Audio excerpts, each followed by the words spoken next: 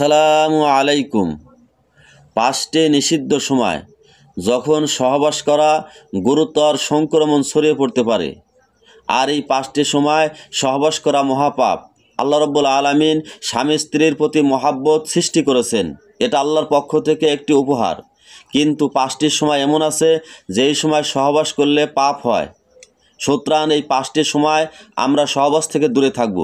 আল্লাহ রব্বুল আলামিন কোন সময় সেই সহবাস করতে নিষেধ করেছেন আমরা এক এক করে জেনে নেই।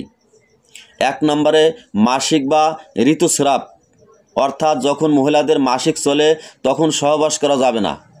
যেমন আল্লাহ তাআলা সূরা বাকারার 222 নম্বর আয়াতে ইরশাদ করেছেন, ওয়ায়াসআলুনাকা আনিল মাহিদ, লোকেরা আপনাকে হায়েজ সম্পর্কে জিজ্ঞাসা করে, কুল হুয়া আযা, আল্লাহ বলেন হে রাসূল আপনি বলে দিন সেটা হলো কষ্টদায়ক।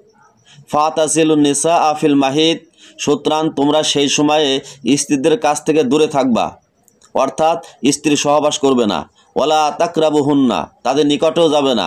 হাত্তা ইয়াতহুরনা, যতক্ষণ পর্যন্ত পবিত্রতা হাসিল করে, অর্থাৎ পবিত্রতা হাসিল না করা পর্যন্ত কাছে যাবে না।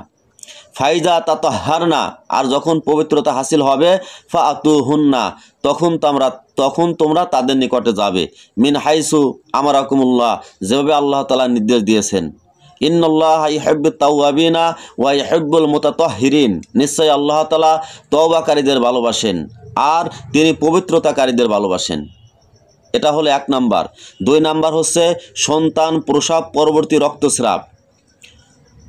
উম্মে সালামা রাদিয়াল্লাহু তাআলা আনহা বর্ণনা করেন, নবী করিম সাল্লাল্লাহু আলাইহি ওয়াসাল্লামের যুগে নিফাসওয়ালী মহিলারা 40 দিন পর্যন্ত অপেক্ষা করতেন, অর্থাৎ এই সময়ে তারা স্বামীর নিকটে যেতেন না, অর্থাৎ সহবাসে লিপ্ত হতেন না। সুনানে আবু দাউদ 311 নম্বর হাদিস, সুনানে তিরমিজি 139 নম্বর হাদিস। 3 নাম্বার ইহরাম অবস্থায়।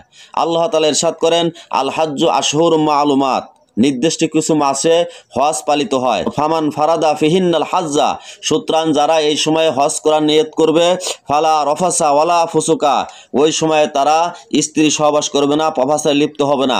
ওয়ালা জিদালা ফিল হাজ, এবং মারামারিতে লিপ্ত হবে না। 4 নম্বরে দিনের বেলায় রোজা অবস্থায়। আল্লাহ তাআলা ইরশাদ করেন, উহিল্লা লাকুম লাইলাতাস সিয়ামির রাফাস ইলা নিসাইকুম, তোমাদের জন্য রোজার দিনে রাত্রিবেলায় সহবাস করা বৈধ। তার মানে হচ্ছে দিনের বেলায় সহবাস করা যাবে না।